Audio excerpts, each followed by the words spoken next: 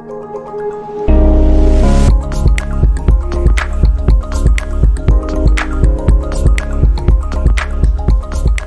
bem.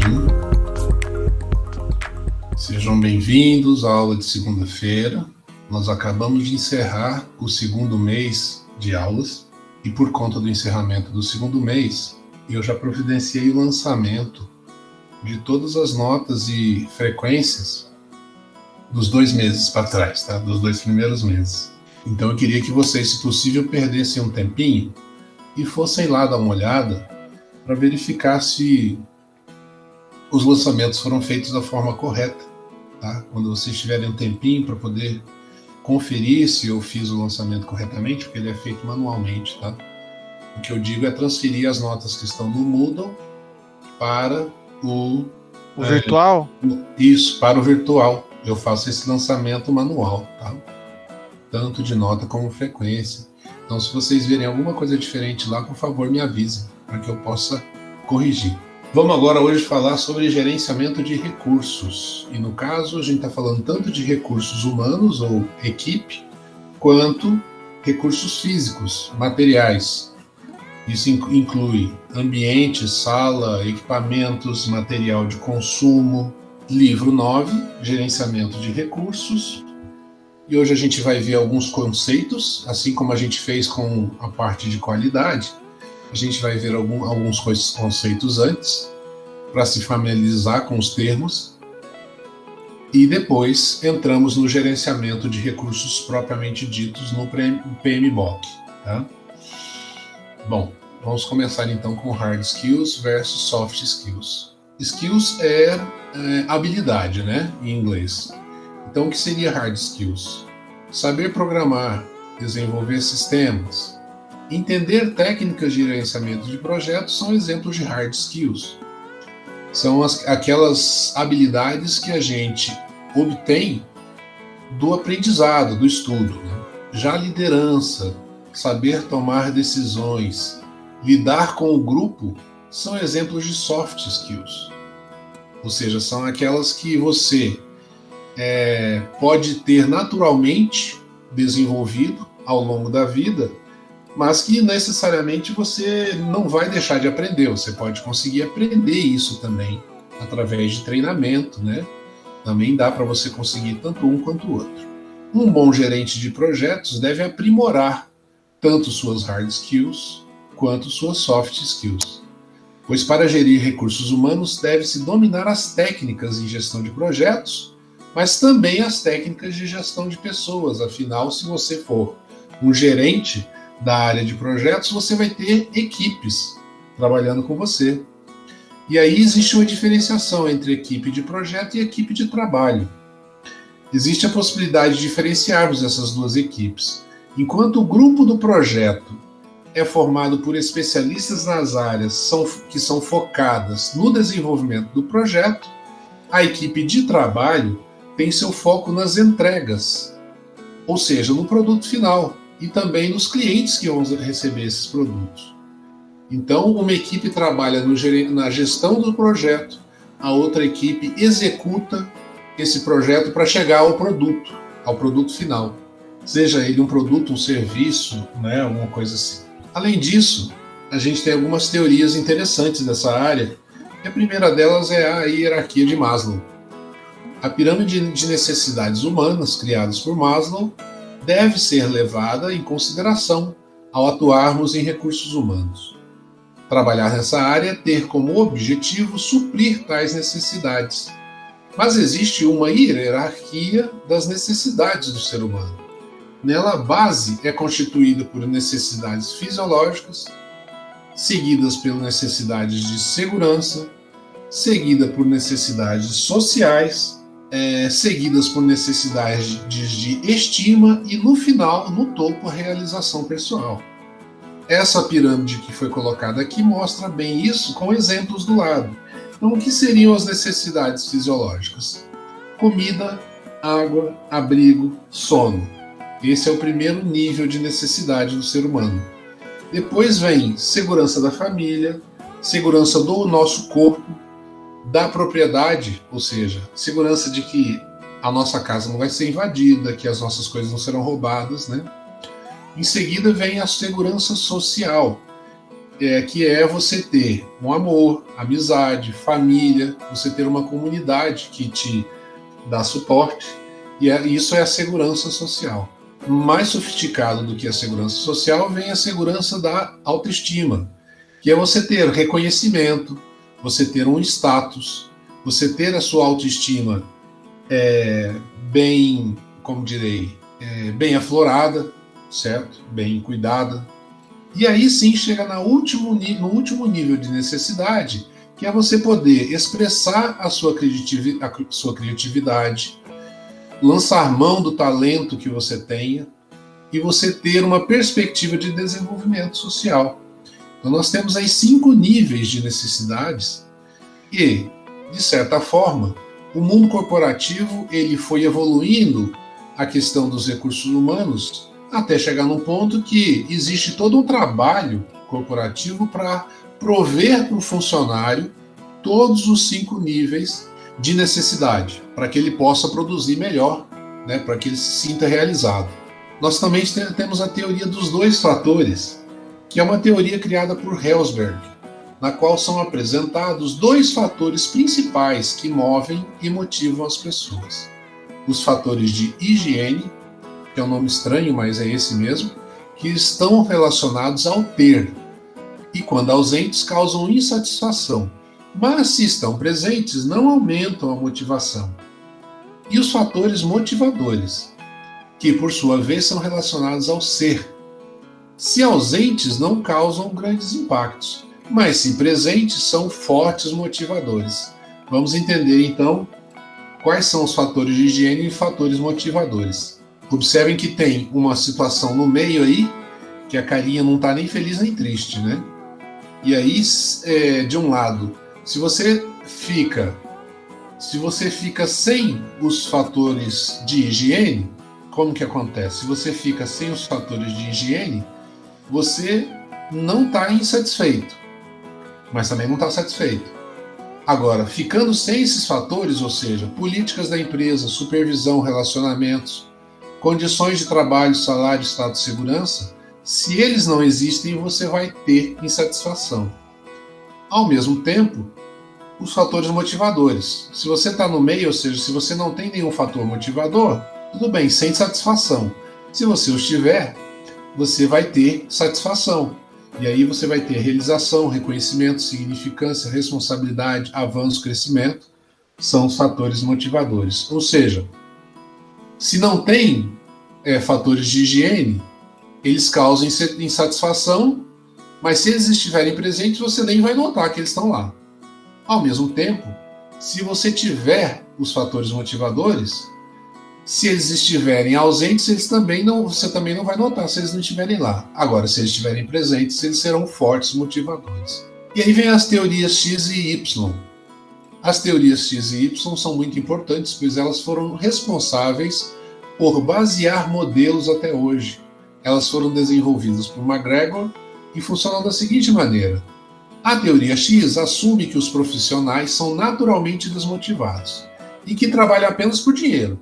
Sendo assim, as punições são responsáveis por auxiliar na gestão.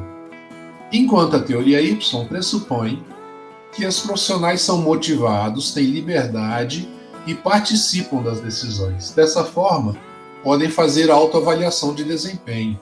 Então aqui a gente tem um resumo nesses quadros de como seriam essas 2 teorias. Claramente a teoria Y ela é melhor do que a teoria X, né? E aí a gente tem aqui, como seria a administração pela teoria X?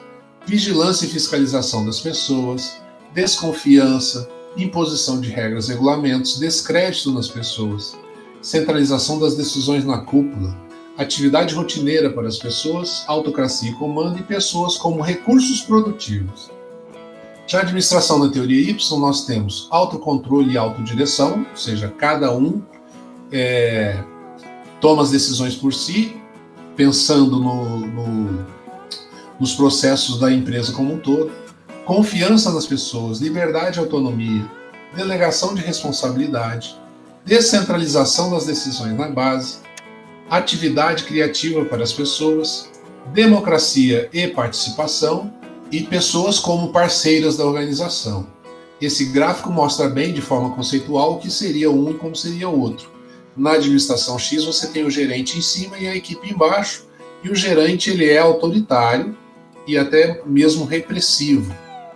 Já no Y, o gerente se torna um líder, nem se usa o termo gerente aqui, e o líder ele é responsável por fazer com que a equipe cresça, conquiste, melhore. Tá, e a equipe está aqui sempre subindo em várias direções. Muito bem, é uma visão bonita de como seria o gerenciamento na teoria Y, né? Finalmente, a teoria Z, que é derivada da X e Y. Ela é uma prática japonesa que busca a valorização das pessoas, dos funcionários e colaboradores da empresa. Também acredita que o sucesso das administrações está na motivação das pessoas que trabalham lá.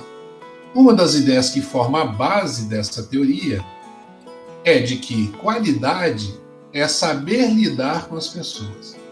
Qualidade, no caso, qualidade da gerência, né? Então, como funciona? O caminho conceitual da teoria Z, ela desenha um Z nesses quadrantes que estão aqui. E aí a gente começa lendo no canto de cá. Se tivermos pessoas adequadas, no quadrante de cá, realizando as tarefas corretas do lado de cá, isso encantará os clientes nesse último quadrante e renderá lucros e sucesso do negócio. Então nós temos esses quadrantes que precisam ser gerenciados na teoria Z para que você chegue ao sucesso. Aprendizado e crescimento, processos internos bem definidos, clientes encantados e, finalmente, tudo isso levando a resultados financeiros. Ainda temos a teoria de Vroom, muito indicada para aplicarmos em nossos projetos, pois costuma gerar bons resultados. A teoria de Vroom entende que os profissionais esperam receber mais a partir de seu esforço e quando demonstram maior desempenho. Assim, os colaboradores estarão mais motivados ao passo que eles entendem essa premissa como válida e quando ela existe na organização. Então, a teoria da expectativa de Vroom, ela entende que se houver esforço, o esforço do funcionário melhora o desempenho. Se o desempenho ele é bom, esse desempenho vai trazer recompensas para o funcionário. E aí as recompensas elas devem ser atraentes e valiosas para os funcionários. Ou seja, a gerente já deve estar sempre preocupada em aumentar o desempenho com base em aumentar o esforço, mas você deve recompensar os funcionários da empresa, da equipe, com recompensas que sejam atraentes e valiosas. É uma forma de você gerenciar recursos humanos, né? E aí chegamos finalmente ao gerenciamento de recursos. O gerenciamento de recursos do projeto inclui os processos para identificar, adquirir e gerenciar os recursos necessários para a conclusão bem-sucedida do projeto. Esses projetos ajudam a garantir que os recursos certos estarão disponíveis para o gerente do projeto e a sua equipe na hora e no lugar certos. Nós temos aqui, então, nessa área de conhecimento, que são os recursos, 2 processos do grupo de planejamento, que é planejar o gerenciamento e estimar os recursos que a gente vai precisar para tocar o projeto. Depois nós temos três elementos, 3 processos no grupo de execução: adquirir recursos, desenvolver a equipe e gerenciar a equipe. E, finalmente, na parte de monitoramento e controle, controlar os recursos propriamente ditos. Então, são 6 processos que a gente vai começar a verificar a partir de agora. Observe, então, que a gente viu toda uma série de teorias aqui. A grande maioria delas tem a ver com recursos humanos, né? Não necessariamente daquela parte de recursos materiais, apesar que o PMBOK ele também fala sobre recursos materiais. Vocês vão perceber que aqui é um foco bem maior, bem mais destacado da parte de recursos humanos. Nós vamos começar então, como sempre temos em todos nas nossas áreas de conhecimento, e essa não seria diferente, iniciar pelo planejamento do gerenciamento dos recursos.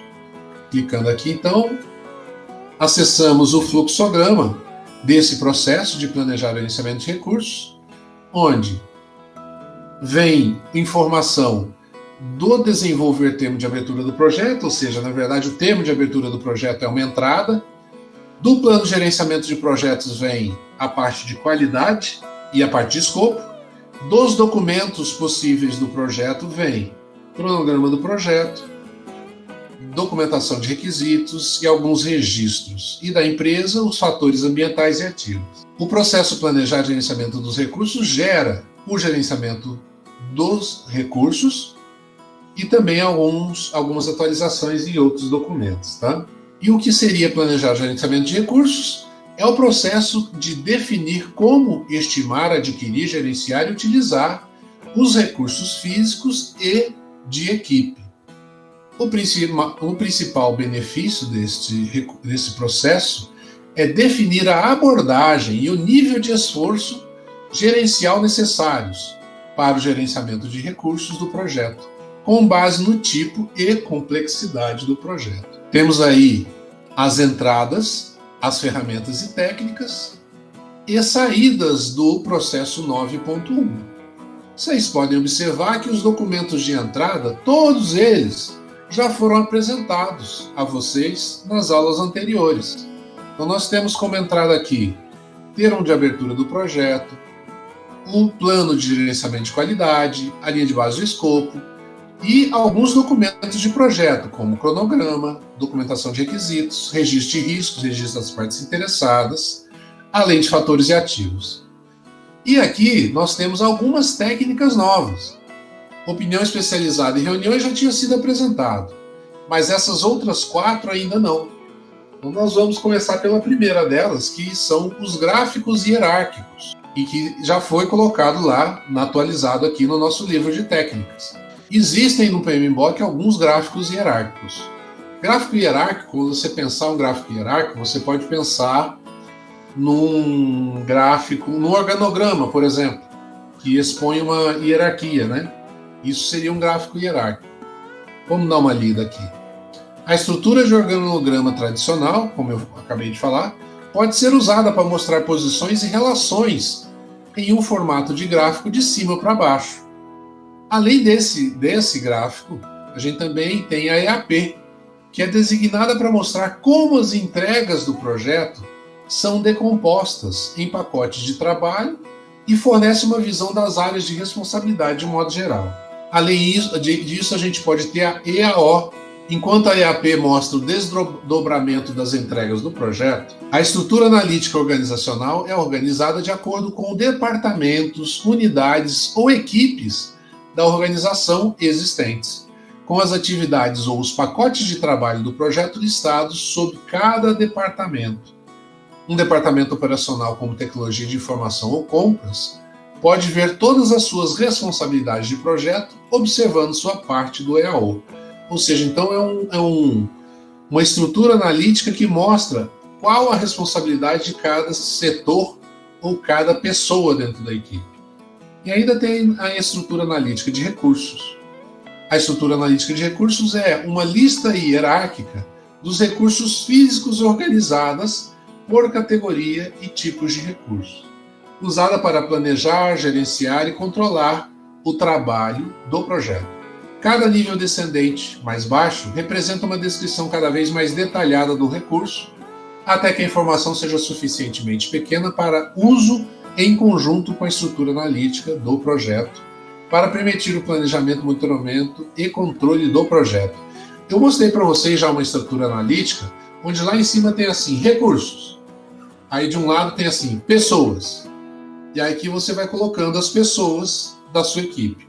Depois vem equipamentos. Aí você lista, abaixo de equipamentos, quais os equipamentos que a sua equipe vai utilizar.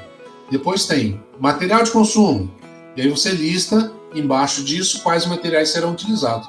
Acho que vocês chegaram a produzir um gráfico desse numa tarefa anterior a essa que nós já fizemos nas aulas anteriores.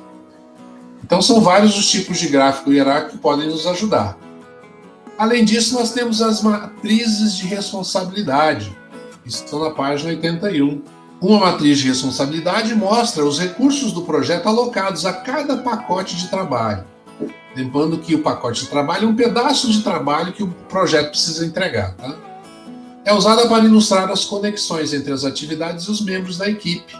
Em projetos maiores, as MRs podem ser desenvolvidas em vários níveis. Por exemplo, uma MR de alto nível pode definir as responsabilidades das equipes. MRs de nível mais baixo são usadas dentro da equipe para designar papéis, responsabilidades e níveis de autoridade. O formato matricial mostra todas as atividades associadas a uma pessoa e todas as pessoas associadas a uma atividade. Isso também garante que apenas uma pessoa seja responsável por cada tarefa para evitar confusão sobre quem, em última análise, está encarregado ou tem autoridade sobre o trabalho.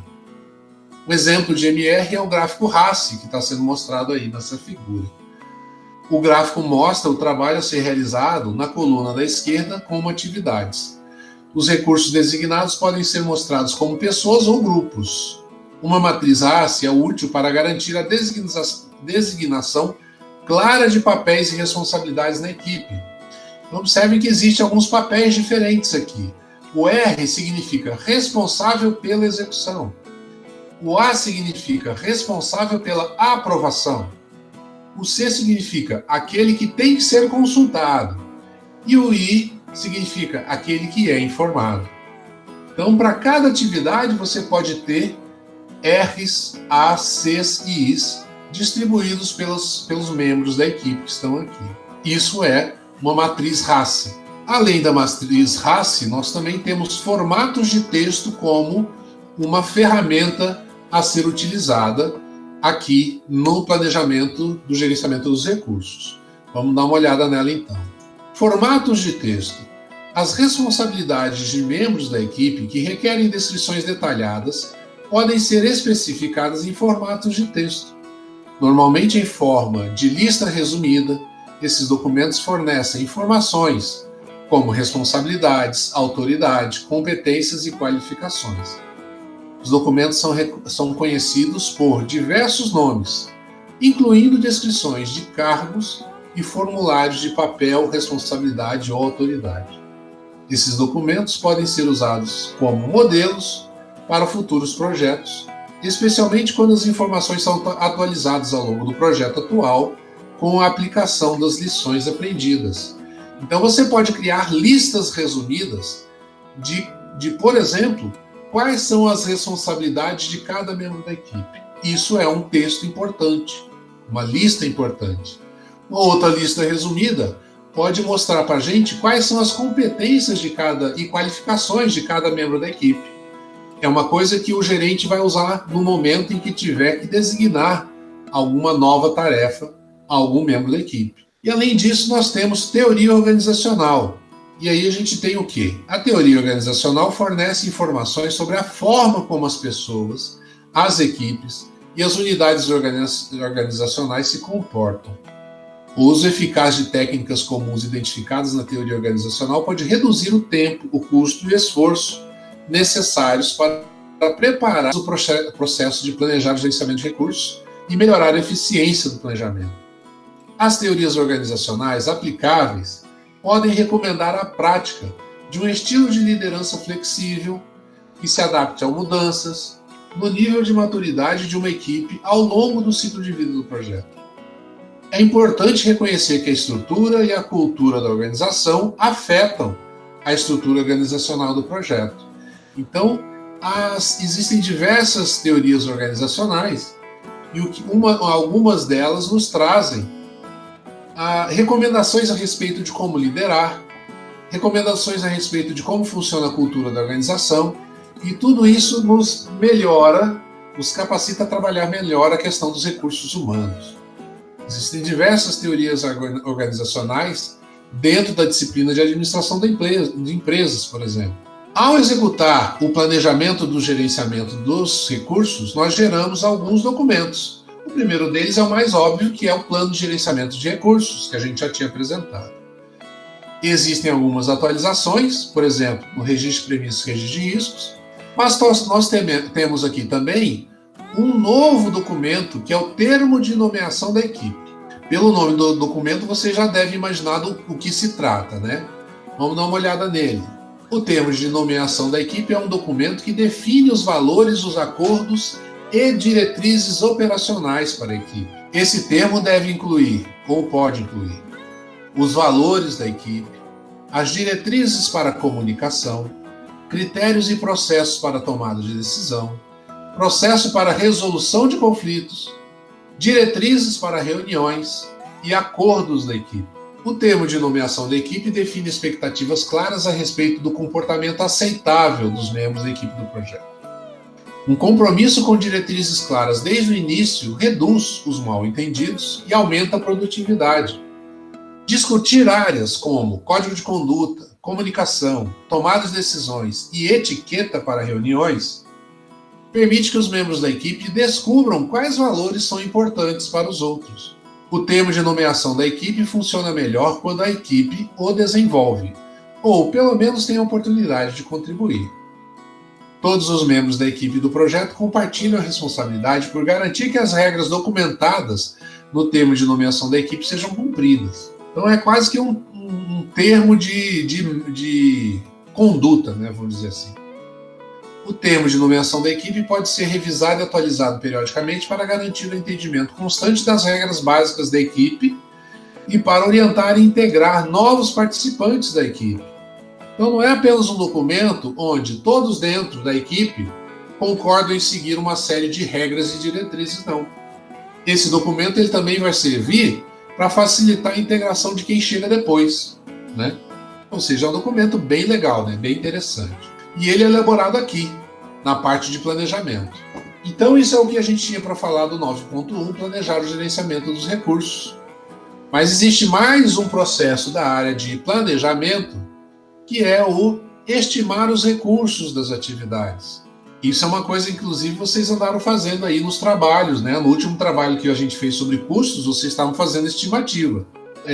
Você traz algumas coisas do gerenciamento do projeto, vários documentos do projeto, como atributos de atividades, listas de atividades, que são coisas da parte do cronograma, registros de premissas, estimativa de custo, calendário de recursos, ou seja, quando os recursos estarão disponíveis, além de fatores e ativos da empresa. O que gera isso daqui? Além das várias atualizações, alguns documentos. Estimar os recursos das atividades é o processo de estimar recursos da equipe e o tipo e as quantidades de materiais, equipamentos e suprimentos necessários para realizar o trabalho do projeto. O principal benefício deste processo é identificar o tipo, a quantidade e as características dos recursos exigidos para concluir o projeto. Vamos dar uma olhada, então, nos dados de entrada, nas ferramentas e técnicas que são utilizadas e nas saídas. E aí a gente chega numa novidade que nunca tinha acontecido. Todos os documentos, as ferramentas e técnicas utilizadas aqui, tanto os documentos de entrada como os documentos de saída, já foram explicados em processos anteriores.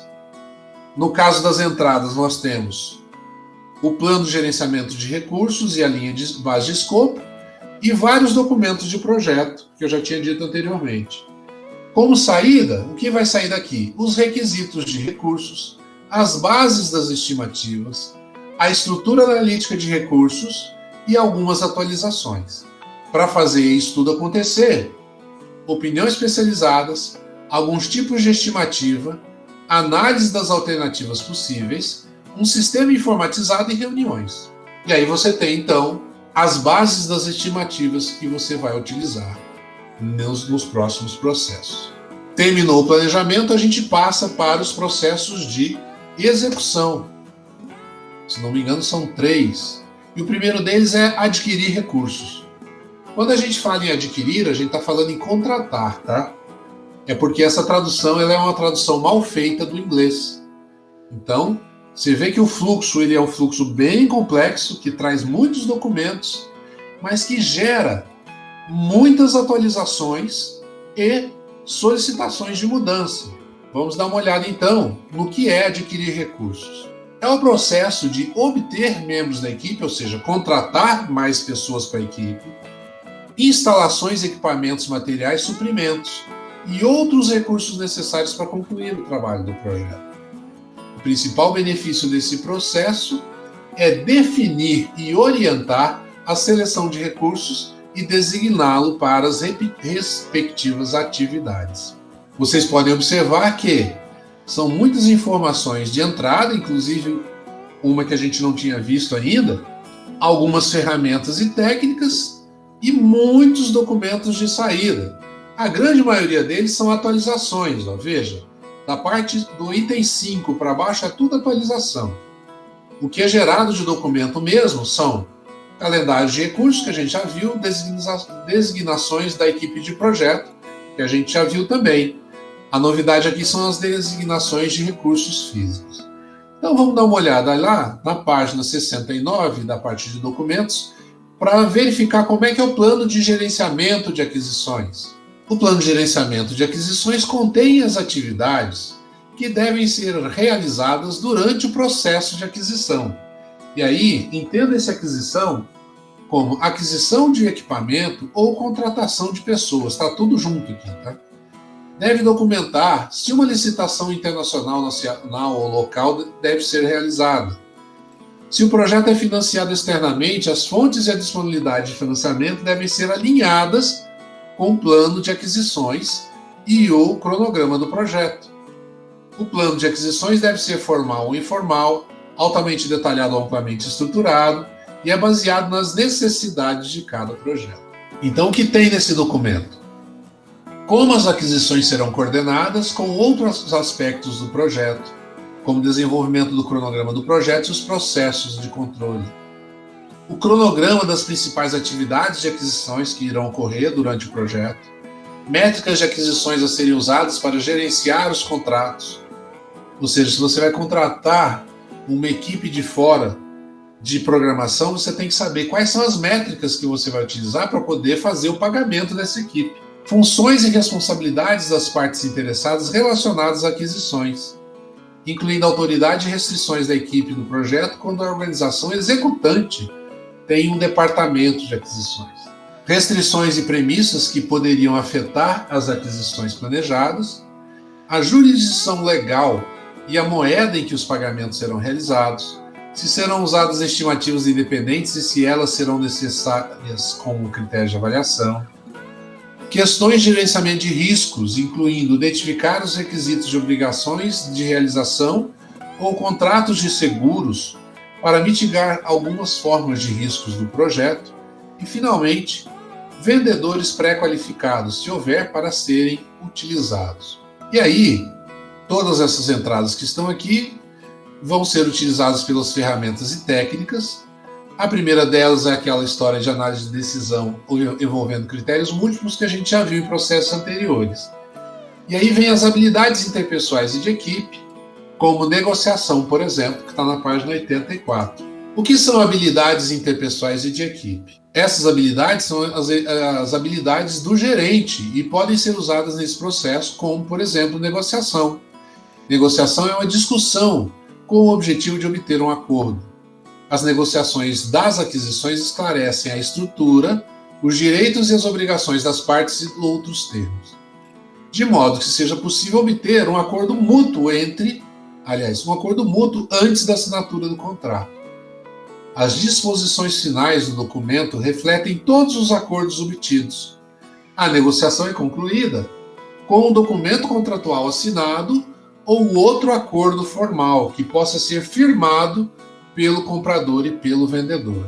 A negociação deve ser liderada por um membro da equipe de aquisições que tem autoridade para assinar contratos. O gerente do projeto e outros membros da equipe de gerenciamento do projeto podem estar presentes durante a negociação para fornecer assistência conforme necessário. Então, você ter habilidade de negociação para poder fechar os melhores contratos com aquilo que vai ser adquirido é importante para o gerente de projeto e também para os membros da equipe. Além disso, nós temos uma ferramenta aqui chamada pré-designação. Quando recursos físicos ou de equipe para um projeto são determinados com antecedência, são considerados pré-designados. Esta situação pode ocorrer se o projeto é resultado de recursos específicos sendo identificados como parte de uma proposta competitiva ou se o projeto depende dos conhecimentos especializados de pessoas específicas. A pré-designação também pode incluir os membros da equipe que já foram designados no processo de desenvolver termo de abertura do projeto, ou em outros processos antes que o plano de gerenciamento de recursos inicial fosse concluído. Então, pré-designar é uma ferramenta onde você vai definir o seguinte: o meu projeto vai iniciar esse mês, mas eu já estou pré-designando que no mês de outubro o programador fulano vai ser necessário no meu projeto. Então eu já reservo este recurso humano para que ele seja utilizado no meu projeto naquele mês específico. Então você pode fazer isso com equipamento, com recursos humanos, com ambientes, tá? Você pode reservar, no mês que vem ou semana que vem, eu vou reservar a sala de reunião da empresa por todo mês ou por toda semana. Eu estou pré-designando aquele recurso para o meu projeto. Essa é uma ferramenta que você pode lançar a mão como gerente do projeto. E para finalizar, como nós estamos falando de adquirir recursos, pode ser que a gente trabalhe com equipes virtuais. E isso também é uma técnica. O uso de equipes virtuais cria novas possibilidades de mobilizar membros da equipe do projeto. As equipes virtuais podem ser definidas como grupos de pessoas com o objetivo compartilhado que desempenham seus papéis com pouca ou nenhuma interação pessoal. O planejamento das comunicações torna-se cada vez mais importante em um ambiente de equipe virtual. Poderá ser necessário um tempo adicional para definir expectativas claras, facilitar as comunicações, desenvolver protocolos para solucionar conflitos, incluir pessoas no processo decisório, entender diferenças culturais e compartilhar o crédito pelos êxitos. Como fazer? A disponibilidade de tecnologias de comunicação como e-mail, audioconferência, mídias sociais, reuniões pela internet e videoconferências viabilizou as equipes virtuais. O formato da equipe virtual possibilita formar equipes com pessoas da mesma organização que moram em áreas geográficas dispersas, acrescentar expertise especial a uma equipe de projeto, mesmo quando o especialista não está na mesma área geográfica, incorporar funcionários que trabalham em escritórios residenciais, formar equipes com pessoas que trabalham em turnos horários ou dias diferentes, incluir pessoas com limitações de mobilidade e incapacidades, implementar projetos que teriam sido adiados ou cancelados devido a custos com viagem e economizar as despesas de escritórios e todos os equipamentos físicos necessários para seus funcionários. Não precisa nem falar que hoje em dia, com a questão da pandemia, equipes virtuais se tornaram quase que uma obrigatoriedade, né? Hoje em dia a gente tem que lidar com equipes virtuais necessariamente, não é mais uma opção. E isso significa até essa questão da aula que nós estamos fazendo agora. Ou seja, a nossa aula pode ser inserida nessa ferramenta ou técnica aqui. E, finalmente, as saídas. A grande maioria delas são atualizações e documentos que a gente já tinha visto, mas tem um documento que a gente ainda não tinha visto, que são as designações de recursos físicos. A documentação das atribuições de recursos físicos registra os materiais, equipamentos, suprimentos locais e outros recursos físicos que serão usados durante o projeto. E você pode, nesse documento, já dizer em que tempo esses equipamentos, suprimentos e locais e outros recursos serão utilizados, para que você possa existir um calendário dentro da empresa de utilização desses recursos físicos. E aí a gente encerra o 9.3, adquirir recursos. Passamos então para o 9.4, desenvolver a equipe. Desenvolver a equipe também recebe uma série de fluxos vindos do plano de gerenciamento de recursos, muitos documentos de projeto e gera também uma série de atualizações. Esses daqui, e todos são atualização, ó, todos esses aqui são atualização, enquanto que esses daqui é solicitação de mudança e esses daqui avaliações de desempenho da equipe. Tá? Então a saída original aqui seria só essa, mas vamos ver se não tem mais nada. Desenvolver a equipe é um processo de melhoria de competências, da interação da equipe e o ambiente geral da equipe para aprimorar o desempenho do projeto. O principal benefício desse processo é que resulta em trabalho de equipe melhorado, habilidades interpessoais e competências aprimoradas, funcionários motivados, taxas reduzidas de rotatividade de pessoal e melhoria geral do desempenho do projeto. Nós temos aqui uma quantidade até interessante de documentos de entrada, todos eles já foram apresentados a vocês, e o desenvolver equipe passa por uma série de técnicas que são novidades para a gente. E das saídas, o único documento que é novidade são as avaliações do desempenho da equipe. Observem que quase tudo aqui é atualização de documento que já existe. Isso tudo aqui é atualização. A gente ainda tem solicitação de mudanças e a avaliação de desempenho da equipe. Então vamos dar uma olhada primeiro nas técnicas. A primeira delas é a técnica de agrupamento.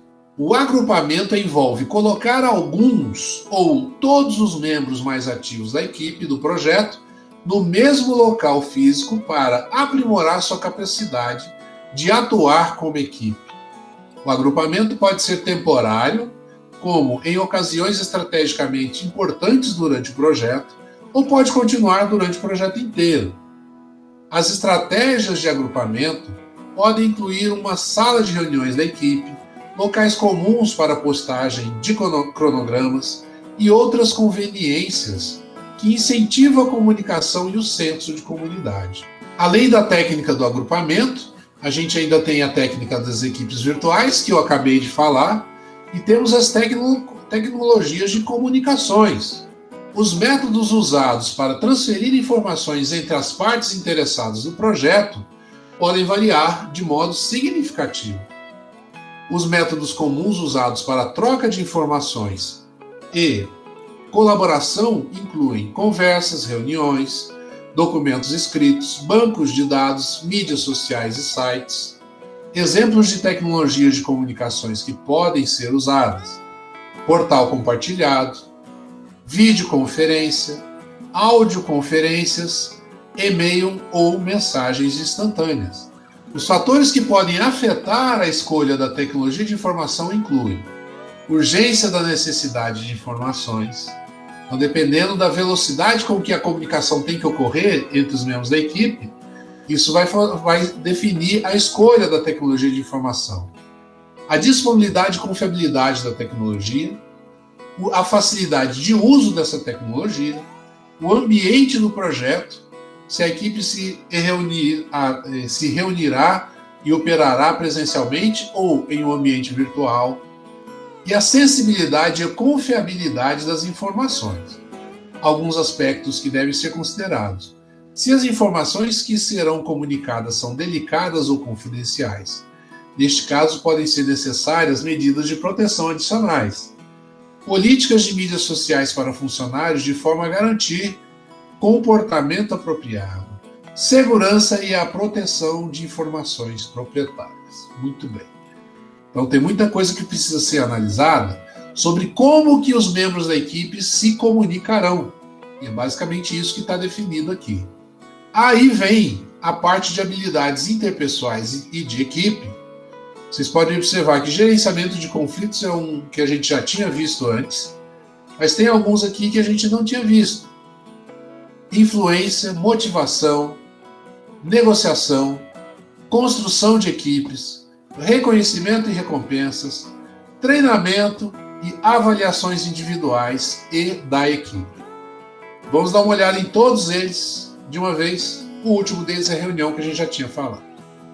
Primeira técnica: influência. Como os gerentes de projeto frequentemente têm pouco ou nenhuma autoridade direta sobre os membros da equipe em um ambiente matricial. Sua capacidade para influenciar as partes interessadas oportunamente é essencial para o êxito do projeto. As principais habilidades de influência incluem capacidade de persuasão, articular claramente pontos e posições, alta capacidade para ouvir ativo e eficazmente, estar ciente e considerar diversas perspectivas em qualquer situação e coletar informações relevantes para abordar questões e alcançar acordos, mantendo a confiança mútua. Basicamente, o gerente de projetos tem que saber influenciar os membros da equipe. Outra é a técnica da motivação. Motivação é fornecer um motivo para alguém agir. As equipes são motivadas ao receber autonomia, para participar das tomadas de decisões e incentivadas a trabalhar de modo independente. Outra técnica é a negociação. Negociação é uma discussão com o objetivo de obter um acordo. As negociações das aquisições esclarecem a estrutura, os direitos e as obrigações das partes e outros termos, de modo que seja possível obter um acordo mútuo antes da assinatura do contrato. As disposições finais do documento refletem todos os acordos obtidos. A negociação é concluída com um documento contratual assinado ou outro acordo formal que possa ser firmado pelo comprador e pelo vendedor. A negociação deve ser liderada por um membro da equipe de aquisições que tenha autoridade para assinar contratos. O gerente do projeto e outros membros da equipe de gerenciamento do projeto podem estar presentes durante a negociação para fornecer assistência conforme necessário. Uma outra técnica importante é a construção de equipes, que é realizar atividades que aprimorem as relações sociais da equipe e desenvolvam um ambiente de trabalho colaborativo e cooperativo. As atividades de construção da equipe podem variar desde a apresentação de 5 minutos durante uma reunião de avaliação do andamento até o evento em um outro local, com um facilitador profissional, com o objetivo de aprimorar as relações interpessoais. O objetivo das atividades de construção da equipe é ajudar membros individuais da equipe a trabalhar juntos de maneira eficaz. As estratégias de construção da equipe são especialmente valiosas quando os membros trabalham em locais remotos sem o benefício do contato presencial. Comunicações e atividades informais podem ajudar a desenvolver a confiança e estabelecer bons relacionamentos de trabalho. Embora a construção de equipe seja essencial nos estágios iniciais de um projeto, ela deve ser um processo contínuo. As mudanças em um ambiente de projeto são inevitáveis e, para gerenciá-los com eficácia, um esforço de desenvolvimento da equipe contínuo e renovado deve ser aplicado. O gerente de projeto deve monitorar continuamente a funcionalidade e o desempenho da equipe para determinar se são necessárias quaisquer ações para prevenir ou corrigir diversos problemas da equipe. Nós temos também a técnica de reconhecimento e recompensas, que a gente já tinha falado um pouquinho anteriormente, lá na parte teórica, né? Parte do processo de desenvolvimento da equipe envolve reconhecer e recompensar o comportamento desejado. O plano original para recompensar as pessoas é desenvolvido durante o processo de planejar o gerenciamento dos recursos. As recompensas só serão eficazes se satisfizerem uma necessidade valorizada pelo indivíduo. As decisões de conceder recompensas são tomadas, formal e informalmente, durante o processo de gerenciamento da equipe do projeto. Diferenças culturais devem ser consideradas para determinar o reconhecimento e as recompensas. E aí, como fazer? As pessoas ficam motivadas quando sentem que são valorizadas na organização e que este valor é demonstrado pelas recompensas que recebem. Em geral, o dinheiro é considerado um aspecto tangível de qualquer sistema de recompensas, mas as recompensas intangíveis podem ser tão ou mais eficazes. A maioria dos membros da equipe do projeto são motivados por oportunidades para se desenvolver, se realizar, se sentir valorizados e usar suas habilidades profissionais para entender novos desafios. Uma boa estratégia para gerentes de projetos é conceder à equipe um reconhecimento durante o ciclo de vida do projeto e não esperar até que o projeto esteja concluído. Porque veja, se você vai dando reconhecimento para a pessoa durante o projeto, isso faz com que ela trabalhe melhor e ela vá dedicar mais esforço com aquele projeto específico. Reconhecer depois que o projeto terminou, talvez não traga muito benefício para o projeto em si, né? A gente ainda tem treinamento como uma das técnicas necessárias para você gerenciar uma equipe. O treinamento inclui todas as atividades projetadas para aprimorar as competências dos membros da equipe do projeto. O treinamento pode ser formal ou informal. Exemplos de métodos incluem o treinamento da sala de aula, online ou baseado em computador, treinamento realizado no trabalho, com orientação de outro membro da equipe do projeto, a mentoria e o coaching. Se os membros da equipe do projeto não têm as habilidades gerenciais ou técnicas necessárias, tais técnicas podem ser desenvolvidas como parte do trabalho do projeto. O treinamento agendado ocorre conforme definido no plano de gerenciamento dos recursos. O treinamento não planejado ocorre como resultado de observação, conversas e avaliações de desempenho do projeto realizados durante o gerenciamento da equipe. Os custos de treinamento podem ser incluídos no orçamento do projeto ou incorridos pela organização executora, caso as habilidades acrescentadas podem ser úteis em projetos futuros. Pode ser feito por instrutores internos ou instrutores externos. E para finalizar, as avaliações individuais e de equipe.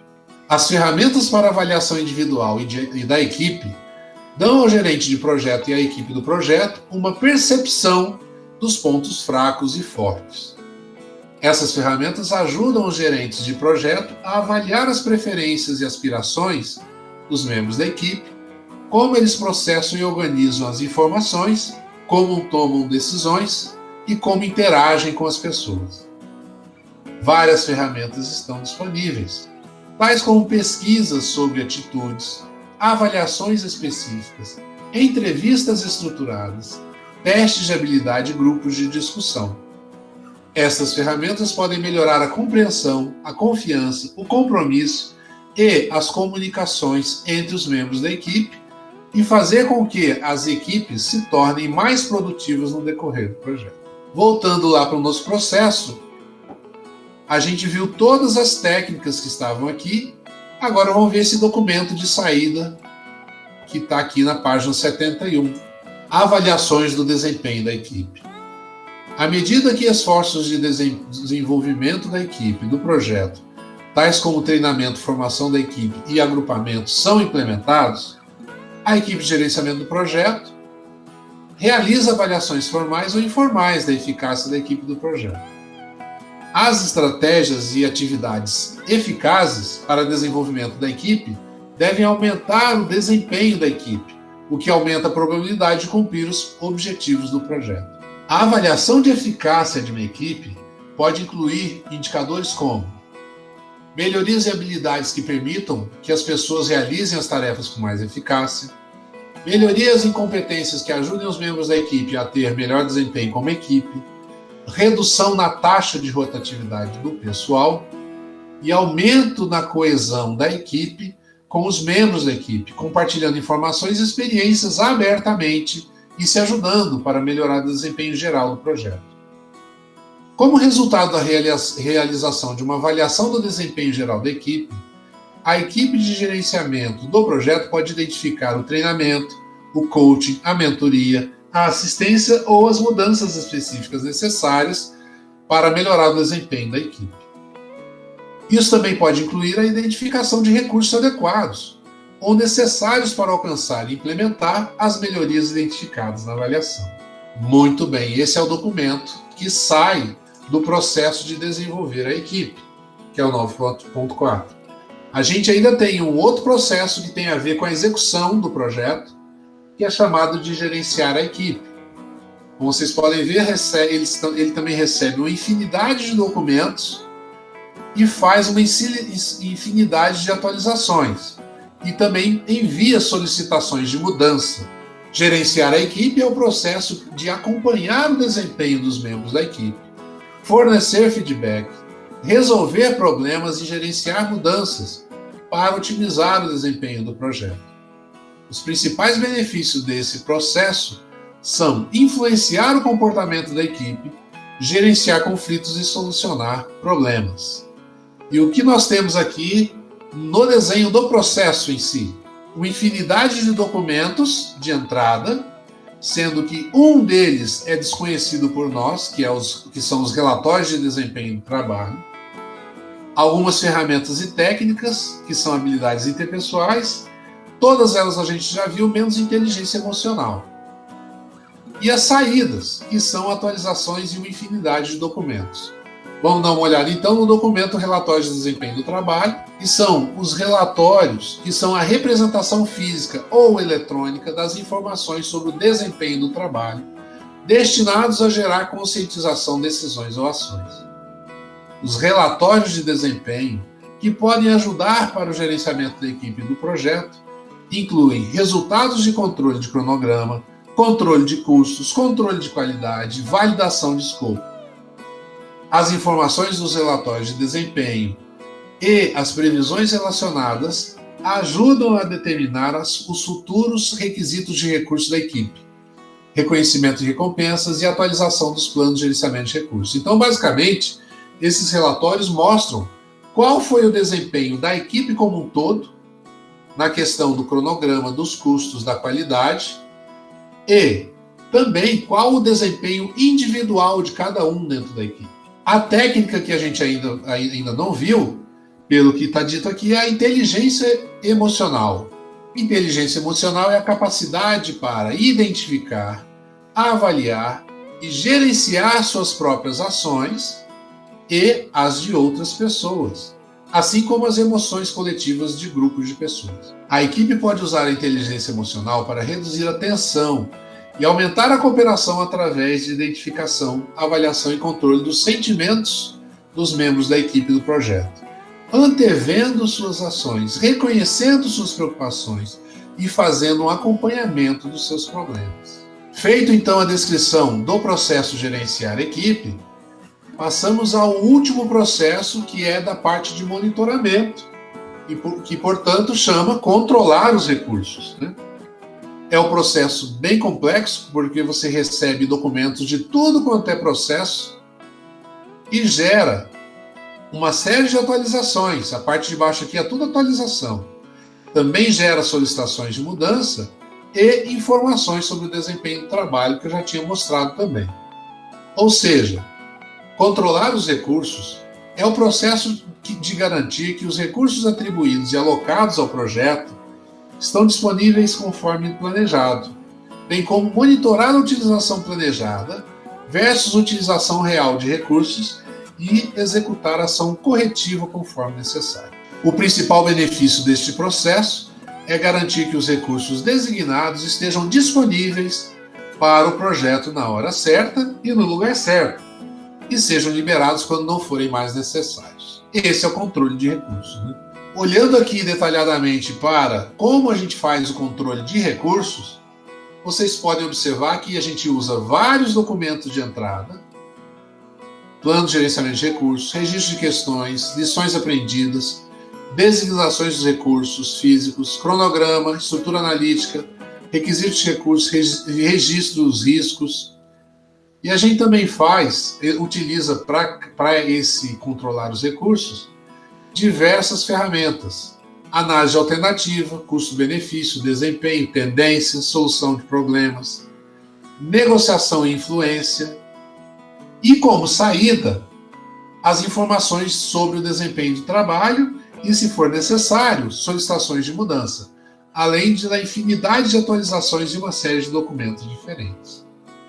Dessa forma, eu encerro aqui o último processo da parte de gerenciamento dos recursos, que é controlar os recursos.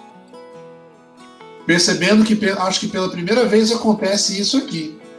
Todos os documentos de entrada, saída e as ferramentas e técnicas já foram apresentados para vocês. Não, professor, tá tranquilo. Legal, eu já conhecia a coisa de Maslow que você falou. Ah, você deve ter visto em alguma disciplina da área de gestão? Não, foi em uma palestra de conhecimento interior mesmo. Ah, legal. Tem muito a ver com conhecimento interior, né? Aquilo ali. Quando você começa a categorizar as suas vontades naquela pirâmide lá, você, de certa forma, cria um autoconhecimento bem maior de você mesmo, não é mesmo? Ô, professor, eu tô com 12 pautas. Já conversamos sobre isso. Você já fez a sua checagem lá, né? Já posicionei aqui no Moodle. Nós estamos em 3 de maio e a tarefa de hoje é um questionário, né? Um questionário que, se possível, eu gostaria que vocês utilizassem as próximas 2 horas que a gente ainda tem de aula, respondendo esse questionário. É um questionário que traz duas áreas de conhecimento, a parte de tempo e a parte de custos. Sim, são 4 perguntinhas. Bom, o questionário são 4 perguntas. Eu gostaria que vocês, por favor, utilizassem o tempo da aula de hoje para responder esse questionário e se livrar dessa incumbência, tá bom? Agora, como eu já tinha dito, acho que nem todos estavam aqui, como a gente encerrou já 2 meses de aula, nós estamos quase chegando na metade do curso, eu queria que vocês checassem a transposição que eu fiz das notas vamos dizer assim, do Moodle, as notas que a gente lança no Moodle, lá no ambiente virtual da escola. E aí observe o seguinte: quando você não tem presença em algum dia, você deve ir lá naquele dia dentro do Moodle e verificar qual era a atividade daquele dia, porque pode ser que eu tenha identificado lá que você não fez a atividade. E isso pode estar errado, tá? Eu posso ter me confundido. Ou às vezes você respondeu um questionário depois que eu passei catando a informação e digitando no aluno online. Eu queria então que vocês identificassem da seguinte forma: primeiro, verificar se eu lancei as notas corretamente, porque é tudo feito manual, tá, gente? Eu abro o Moodle numa tela, eu tenho 2 telas aqui. Antes eu tinha uma só, era um inferno. Eu tenho uma tela aqui onde eu abro o Moodle e uma outra tela onde eu abro o ambiente virtual e saio digitando as notas de um para o outro. E aí, quando eu termino de fazer isso, eu vou lá na parte de registro de frequência, mantenho a mesma tela aberta do Moodle e verifico quem não fez atividade e lanço falta. Agora, o que eu faço agora? Eu estou com um monte de falta, como a Patrícia acabou de falar. Talvez eu tenha lançado errado, ou talvez você ainda não fez alguma atividade. Se você não fez atividade, não tem problema. É só você ir lá fazer e me avisar, porque o Moodle não vai me avisar, tá? Se for atividade antiga, ele não me avisa. Ele não manda uma mensagem: Patrícia entrou numa atividade de março e preencheu sei lá o quê. Eu não tenho como saber disso. Eu preciso que vocês me avisem. E aí eu peço para que vocês me mandem um e-mail, caso vocês façam alguma atividade antiga, tá bom? Aí eu posso ir lá, conferir, lançar e acertar as informações, tá bom? Combinado, professor. Você quer dar uma olhada fazer um exercício prático agora, Patrícia? Me dá algum dia, você deve ter como fazer isso, me dá algum dia que você levou falta aí. Você tem como ter essa informação para você aí? Não, eu acho que não. Ele não me dá detalhes do dia, ele só joga a quantidade de faltas. Então, peraí. Mas é relacionado a trabalho mesmo. Acho que foi 3 trabalhos que eu deixei de fazer, então 3 vezes 4, 12. Então achou. Agora, isso não é perdido, tá? É só você fazer, Patrícia. Todos eles estão abertos para você fazer. Não, beleza, eu vou fazer e eu te mando o e-mail. Tudo bem. Que eu fiz para você regularizar minhas presenças. Tudo bem. De qualquer forma, não precisa ter pressa, tá? Essas atividades ficam abertas até o último dia de aula. E até o último dia de aulas eu estou aqui à disposição para acertar, corrigir a atividade, ir lá e corrigir a frequência e a nota, tá bom? Não se preocupe. Tá bom. Mais alguma coisa? De nada, Patrícia. Mais alguma coisa, pessoal? Então eu só... Só um detalhe. Pode falar, Sabe aquele último trabalho que você viu que eu não havia feito, e depois você chegou lá e eu já tinha enviado? Eu acabei de corrigir ele de novo agora à tarde. Porque, tipo, basicamente, eu já tinha feito ele naquele dia mesmo, só que por alguma razão não enviou. Aí, eu só fui notar quando eu recebi um e-mail falando que você já tinha avaliado. Você lançou, mas não lançou. Tanto é que eu enviei, eu não sei se você consegue ver o horário que eu enviei aí, mas eu enviei a minha solução minutos depois que você deu a sua nota. Bom, Leovânio, segundo o Moodle, você entregou a tarefa 2 dias e 12 horas atrasado. Mas é porque você fez a avaliação. Aí ele só aparece o horário em que eu enviei depois do limite. Mas não o horário que você fez a avaliação. Aí eu falo que, tipo, eu só fui notar que esquecido de enviar quando você já havia feito a avaliação. Aí eu recebi um e-mail. Aí depois eu notei... Quando eu avalio, vocês recebem e-mail? Sim. Deixa eu mostrar aqui uma coisa para vocês. Como é que aparece aqui para mim, ó? Eleuvano, enviado para avaliação 2 dias e 12 horas atrasado. Aqui tem uma data que talvez seja a data que você enviou. Na quinta-feira, dia 29, 12 e 10, meio-dia. Aqui está dizendo 29 de abril, meio-dia. E quando que eu fiz a correção? Hoje, 3 de maio, às 18h39. Esse primeiro, então, não é a hora que eu enviei. Não, é a hora do último trabalho que você mandou, provavelmente. Se você mandou mais de uma vez. Provavelmente é o último, né? Eu sei que foi depois da tua avaliação. Então, foi atrasado, não foi 2, 3 dias antes, como está escrito lá. Não, é porque acontece o seguinte, deixa eu explicar. Todas as datas que aparecem lá são as últimas datas. Se lá no dia seguinte, que terminou o prazo, eu entrei corrigindo os trabalhos e não vi o seu trabalho, não tinha nada lá, eu jogo 0. Até para te alertar de que você tomou um 0 naquela atividade. Se você depois viu o e-mail e depois foi lá e lançou, vai ficar com esse segundo lançamento registrado.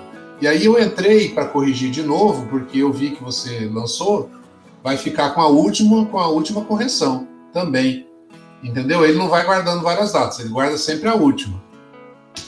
Então, se eu entrei lá naquele campo e corrigi na primeira vez com 0, porque eu não vi nenhum documento, e agora eu entrei de novo e corrigi com 5, lançando uma outra nota, vai ficar só essa última data, que é a data que está aparecendo lá.